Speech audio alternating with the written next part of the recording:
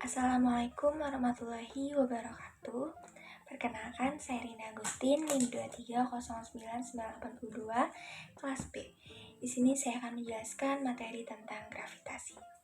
Jadi, apa sih gravitasi itu? Gravitasi adalah salah satu jenis gaya yang dipengaruhi oleh gaya tarik-menarik sebuah benda ke pusat benda tersebut.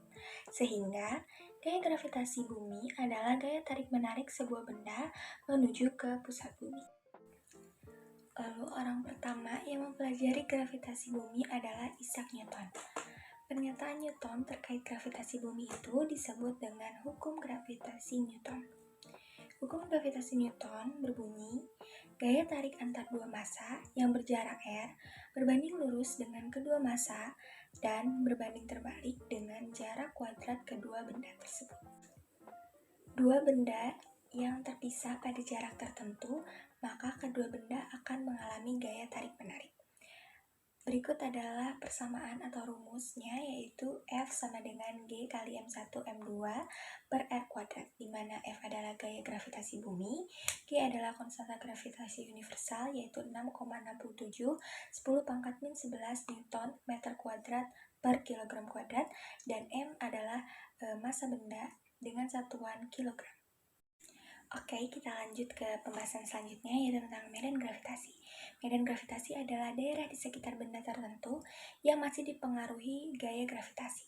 Dengan kata lain, medan gravitasi merupakan ruang yang masih dipengaruhi oleh gaya gravitasi. Oke, lanjut ke pembahasan selanjutnya, yaitu tentang kuat medan gravitasi. Kuat medan gravitasi adalah besarnya gaya gravitasi tiap satuan massa benda yang mengalami gaya gravitasi tersebut. Kuat medan gravitasi dirumuskan dengan G sama dengan F per M, di mana G adalah kuat medan gravitasi, F adalah gaya gravitasi, dan M adalah massa.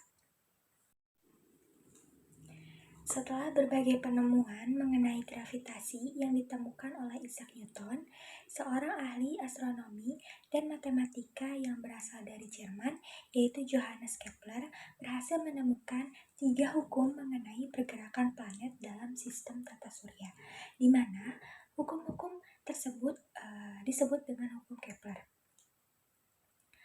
Jadi, hukum Kepler ini kan tadi dibagi menjadi 3. Nah, yang pertama itu adalah hukum Kepler 1. Hukum Kepler 1 ini berbunyi, semua planet bergerak dalam lintasan yang berbentuk elips ketika beredar mengelilingi matahari, yang matahari berada pada salah satu titik fokus elips. Lalu, pada hukum Kepler 2 ini berbunyi, suatu gerak edar planet mengitari matahari menjangkau suatu bidang luas segitiga yang sama dalam jangka waktu yang sama. Nah, yang terakhir yaitu hukum Kepler 3 ini berbunyi, perbandingan kuadrat waktu periode planet dengan pangkat 3 jarak planet tersebut ke matahari adalah sama untuk semua planet.